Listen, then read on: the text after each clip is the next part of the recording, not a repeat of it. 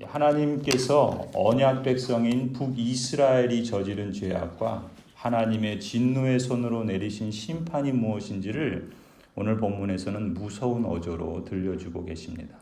특히 오늘 본문에서는 하나님이 진노의 손을 여전히 들고 계신다라는 표현을 반복해서 사용하고 있어요. 12절을 한번 보시면 동쪽에서는 시리아 사람들이 서쪽에서는 블레셋 사람들이 그 입을 크게 벌려서 이스라엘을 삼켰다. 그래도 주님께서는 진노를 풀지 않으시고 심판을 계속하시려고 여전히 손을 들고 계신다. 17절도 그래요. 그러므로 주님께서 그들의 젊은이들에게 자비를 베풀지 않으실 것이며 그들의 고아와 과부를 불쌍히 여기지 않으실 것이다. 그들은 모두가 불경건하여 악한 일을 하고 입으로 어리석은 말만 한다. 그래서 주님께서는 진노를 풀지 않으시고 심판을 계속하시려고 여전히 손을 들고 계신다. 21절도 그렇습니다. 므낫세는 에브라임을 먹고 에브라임은 므낫세를 먹고 이 므낫세와 에브라임은 북이스라엘을 말하는 거예요. 그들이 다 함께 남유다에 대항할 것이다. 그래서 주님께서는 진노를 풀지 않으시고 심판을 계속하시려고 여전히 손을 들고 계신다. 이사야 선지자가 이러한 심판의 경고를 이스라엘에게, 북이스라엘에게 전하고 있는데 북이스라엘은 돌이킬 생각조차 하지 않습니다. 하나님께서 북이스라엘을 심판하신 것을 알게 될 터인데 오히려 교만하고 오만한 마음으로 서슴지 않고 이렇게 말을 한다는 거예요. 10절이 그런 말이에요. 벽돌집이 무너지면 다듬은 돌로 다시 쌓고 뽕나무가 찍히면 백향목을 대신 심겠다. 하나님께서 심판하셔서 벽돌집을 무너뜨리시면 우리가 다듬은 돌로 다시 쌓으면 되지. 뽕나무를 찍으시면 백향목을 다시 심어서 세우면 되지. 이런 오만함과 교만한 말을 서슴지 않고 이 하나님의 언약 백성들이 말하고 있다는 거예요. 그 교만과 오만의 결과는 어떻게 되겠습니까? 불보듯 뻔하다는 거예요. 그게 12절 말씀입니다. 시리아 사람, 블레셋 사람, 북에서 서에서 이방인들을 통해서 하나님께서 그 북이스라엘 하나님의 언약 백성들을 침략할 것이다. 그런데도 주님께서는, 이 주님이라는 표현이 뭐라고 그랬습니까? 여호와라고 그랬죠.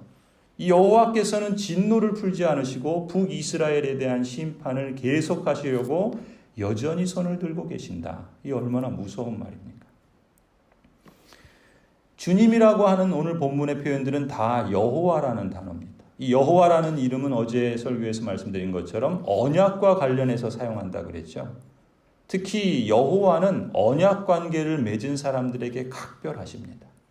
하나님께서 불러내셔서 언약을 맺은 사람들을 자기 백성이라 이렇게 친히 부르시면서 그 자기 백성에게 당신께서 언약의 하나님이시다라는 것을 강조하십니다.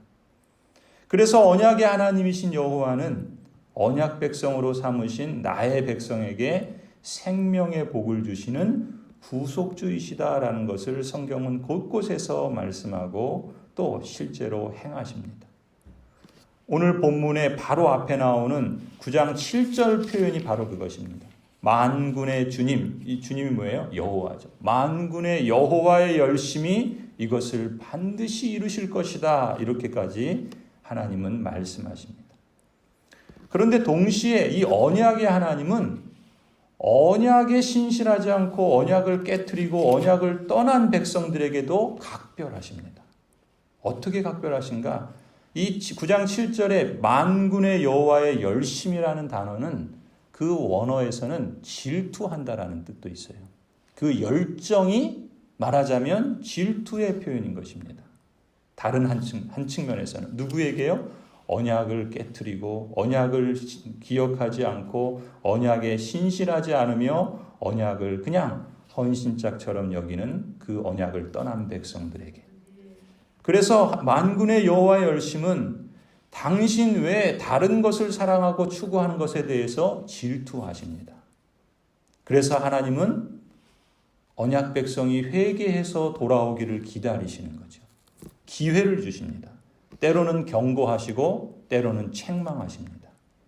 여호와의 열심은 한마디로 불과 같다 그럽니다. 오늘 19절을 한번 보세요. 19절에 보시면 만군의 주 여호와의 진노로 땅이 바싹 타버리니 그 백성이 마치 불을 떼는 땔감같이 되며 아무도 서로를 아끼지 않을 것이다. 여호와의 열심은 불과 같습니다.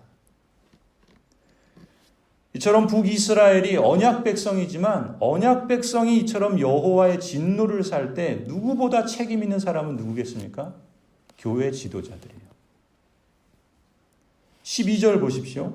주님께서 진노를 풀지 않으시고 심판을 계속하시려고 여전히 손을 들고 계시는데도 13절 그런데도 이 백성은 그들을 치신 분에게로 돌아오지 않았고 만군의 주님 여호와를 찾지도 않습니다. 14절 그러므로 주님 여호와께서는 이스라엘의 머리와 꼬리, 종려가지와 갈대를 하루에 자르실 것이다 말씀하세요. 그 머리와 꼬리가 누굽니까? 15절 머리는 곧 장로와 고관들이고 꼬리는 곧 거짓을 가리치는 예언자들이다. 하나님께서 여호와께서 하루에 이들을 잘라버리실 것이다 라고 말씀하세요. 16절 왜요?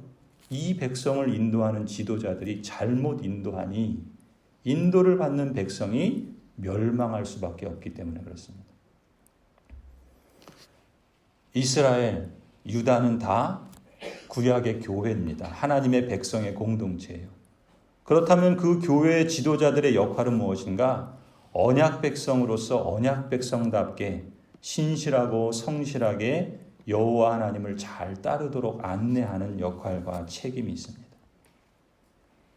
디모데후서 3장 말씀처럼 모든 성경은 하나님의 모든 말씀은 하나님의 영감으로 되어서 교훈하고 책망하고 바르게 하고 의로 교육하기에 유익하도록 우리에게 주신 하나님의 말씀입니다. 어떤 분은 이 네 가지 성경 말씀의 유익을 이렇게 표현합니다.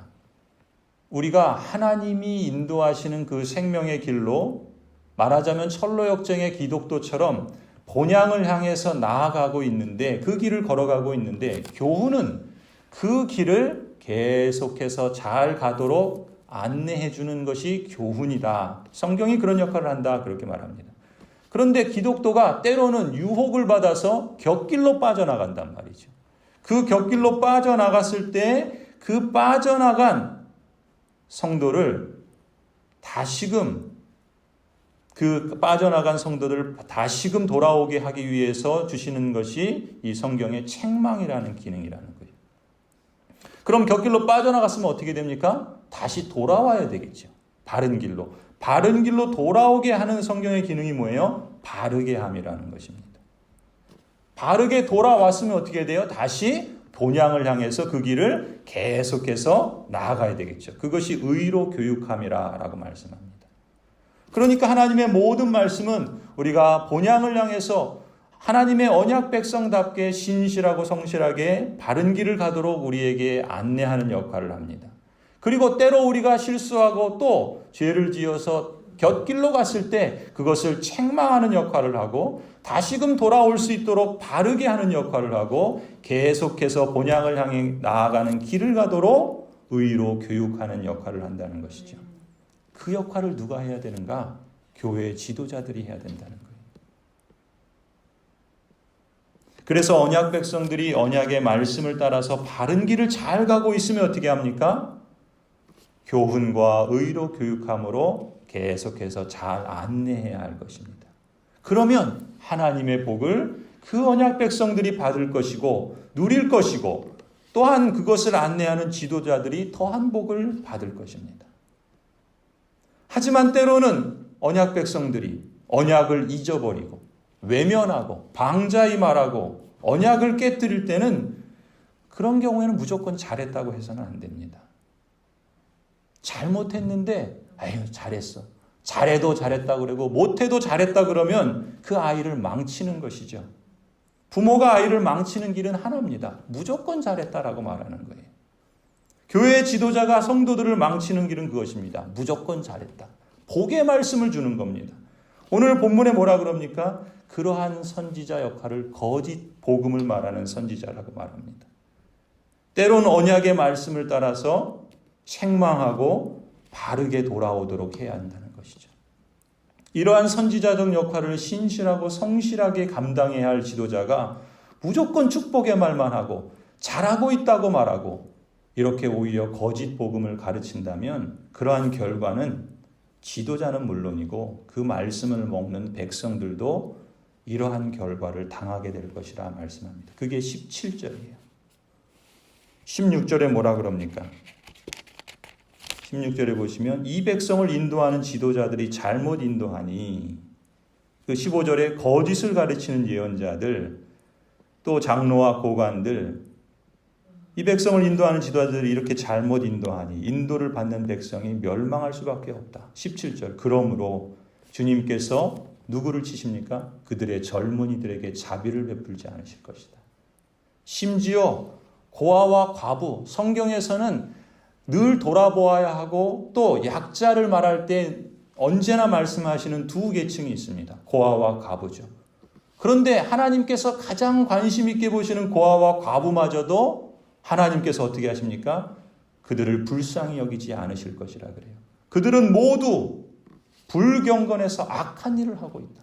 고아와 과부들마저도 자신의 힘으로 자신의 삶을 이어갈 수 없는 그런 사람들조차도 악을 행하는 그런 공동체가 되어버렸다는 거예요. 그래서 입으로 어리석은 말만 하고 있다는 거예요. 젊은이들이 어리석은 말을 합니다. 하나님을 우습게 여기고 가볍게 여기고 두려워할 줄을 몰라요. 고아와 과부들마저도 그러한 공동체 안에서 살 길이 없기 때문에 어리석은 말을 하고 불경건하고 악한 일을 저지른 겁니다. 그래서 뭐라 그럽니까? 주님께서, 여호와께서는 진노를 풀지 않으시고 심판을 계속하시려고 여전히 손을 들고 계신다. 참으로 참혹한 모습이죠. 이것이 하나님의 언약 백성들의 모습이라는 것이 우리를 놀라게 합니다. 그리고 우리를 무섭게 합니다. 그런데 그 정도로 그치지 않는다는 거예요. 이제는 그 동족끼리 서로 물고 뜯는 정도로 심화가 돼요. 그래서 그 사회 전체가, 그 교회 전체가 마치 여호와의 진노의 불길에 휩싸인 땔감같이 될 것이라고 말씀합니다. 그게 18절부터 21절 말씀입니다. 참으로 악이 불처럼 타올라서 찔레나무와 가시나무를 삼켜버리고 우거진 숲을 사르니 이것이 연기 기둥이 되어 휘돌며 올라간다. 만군의 주님의 진노로 땅이 바싹 타버리니 그 백성이 마치 불을 떼는 땔감같이 되며 아무도 서로를 아끼지 않을 것이다. 오른쪽에서 뜯어먹어도 배가 고프고 왼쪽에서 삼켜도 배부르지 않아서 각각 제 팔뚝에 살점을 뜯어먹을 것이다. 므낫세는 에브라임을 먹고 에브라임은 므낫세를 먹고 그들이 다 함께 유다에 대항할 것이다. 그래서 주님께서는 진노를 풀지 않으시고 심판을 계속하시려고 여전히 손을 들고 계신다. 참으로 끔찍한 일들이 하나님의 언약 백성들 가운데 일어나고 있습니다. 더 끔찍한 일은 뭐예요? 그럼에도 불구하고 하나님께서 진노의 손을 여전히 들고 계신다는 거예요. 여전히 진노하셔서 심판하셔야 할 일들이 그 백성들 가운데 남아있다라는 것이죠. 그런데 10장을 보면 어떻게 합니까? 갑자기 이사야 선지자는 너희를 부릅니다. 3절을 보세요. 주님께서 징벌하시는 날에 먼 곳으로부터 재앙을 끌어들이시는 날에 너희는 어찌하려느냐? 이 너희는 남유다 백성을 말합니다. 북이스라엘이 지금 이런 형편과 이런 참혹한 상황에 있는데 하나님께서 여전히 진노의 손을 그들에게 거두지 않고 계시는데 그렇다면 너희는 어떠냐? 사실은 남유다도 북이스라엘과 그 형편과 영적 상황이 별반 다르지 않았습니다. 이사야 선지자는 이 북이스라엘에 대한 하나님의 이 행하심을 남유다 백성들에게 지금 설교하고 있는 거예요. 왜 그렇겠습니까? 이 경고의 말씀을 듣고 타산지석을 삼도록 하기 위함인 것이죠. 너희는 어찌하려느냐? 누구에게로 도망하여 도움을 청할 것이며 너희의 재산을 어디에 감추려 두려느냐? 너희는 포로들 밑에 깔려 밟혀 죽거나 시체더미 밑에 깔려 질식할 것이다. 하나님의 언약에 신실하지 않고 그 하나님께로 돌아가지 않는다면 이러한 결과도 북이스라엘에게 임한 것처럼 남유다도 별다르지 않을 것이다 라고 경고하고 책망하고 있는 말씀입니다. 그러면서 다시 반복하시죠. 10장 4절에 그래도 주님께서는 진노를 풀지 않으시고 심판을 계속하시려고 여전히 손을 들고 계신다. 이 경고의 말씀이 유다 백성에게 타산지석이 되어서 그들이 하나님께로 다시금 돌아가고 그들의 악을 떠나고 그들의 말을 하나님 앞에 겸손히 행하며 그들의 삶의 행위들을 하나님의 언약에 신실하게 반응하고 응답하는 길을 나아간다면, 그렇다면 하나님께서는 얼마든지 이 백성을 용서하시고 받아주시고 내 백성이었던 자가 내 백성 아니라고 했던 그런 자리에 이를지라도 다시금 내 백성이라. 호세아 선지자를 보세요. 간음하고 또 창녀 일을 하는 그러한 그 고매를 아내로 삼은 선지자의 이야기를 통해서 하나님께서 그 백성을 향해서 얼마나 열심히 특심이신가를 보여줍니다. 때로는 불같은 질투로, 때로는 그 불같은 열정이 친히 그 구원을 이루시는 역사로. 이 경고의 말씀을 우리가 읽고 지금 수천 년이 지난 오늘 우리에게까지 이 말씀이 하나님의 계시로 전달되어지는 것은 우리 역시도 이 경고의 말씀을 들어야 할 필요가 있고, 또 이 말씀을 그저 두려워하고 그럼 어쩌나 무서워하는 것으로가 아니라 타산지석을 삼도록 하기 위함이라는 것이죠. 오늘 우리는 하나님의 언약 백성으로서 같은 하나님의 언약 백성이었던 북이스라엘과 남유다의 지난 역사를 거울로 삼아야 할 줄로 믿습니다. 그리고 우리 자신을 늘 비춰봐야 할 것입니다. 언약의 하나님의 열심이 우리에게는 복이요, 또 그 복을 늘 우리가 누리는 길로 걸어가야 되겠습니다. 우리만이 아니라 우리의 자녀들도, 또 우리 교회의 청소년, 청년들도 이 복된 길을 귀하게 여기고 경거망동하지 아니하고 겸손히 하나님을 따르며 신뢰하며 그 길을 걸어가도록 힘써야 할 것입니다. 하나님께서 이 하나님의 경고의 말씀이 우리로 하여금 하나님을 더욱더 가까이 하고, 또 우리에게 이미 허락하신 그 복과 또 그 언약 백성이 그 길을 걸어갈 때 약속하신 그 복들이 우리에게 더욱더 풍성한 열매로 맺어지도록, 그래서 참으로 여호와 하나님은 우리에게 신실하시다라는 것을 감사와 찬송의 고백으로 올려드리는 저와 여러분, 우리 교회와 우리 교회 모든 지도자들이 되기를 주님의 이름으로 간절히 소원합니다. 기도하시겠습니다. 하나님 앞에 겸손히 머리를 숙입니다. 지난 역사를 통해서 참 밝은 모습과 또 어두운 모습을 다 보면서 하나님, 그 밝은 길은 우리가 더욱 열심히 추구할 길이요, 그 어둠의 길은 우리가 힘을 내서 벗어나고 떠나야 할 길로 타산지석으로 삼기를 원합니다. 감사한 것은 성령 하나님께서 우리와 함께 하셔서 우리 안에 하나님의 기쁘신 뜻을 위하여 소원을 두고 행하시니 감사합니다.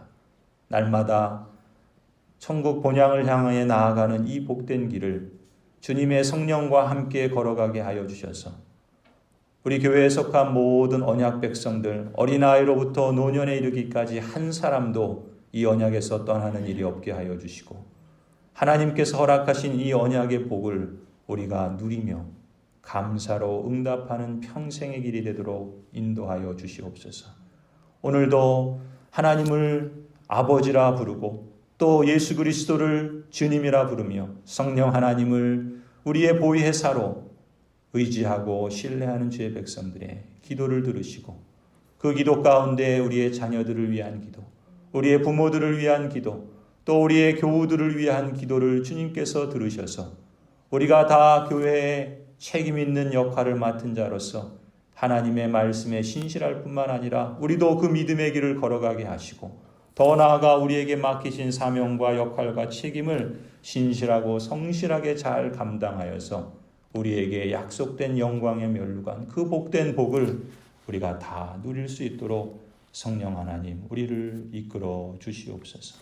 이제는 우리 주 예수 그리스도의 은혜와 하나님 아버지의 놀라우신 사랑과 성령 하나님이 함께 하시고 지켜주시고 인도하시고 충만하게 하여 주심이 주님께서 택하시고 부르신 모든 언약 백성들, 가정들, 자녀들, 또 생업 위에 우리 고향제일교회와 주님의 몸된 교회의 성도들 위해 이제로부터 영원토록 함께 있을지어다.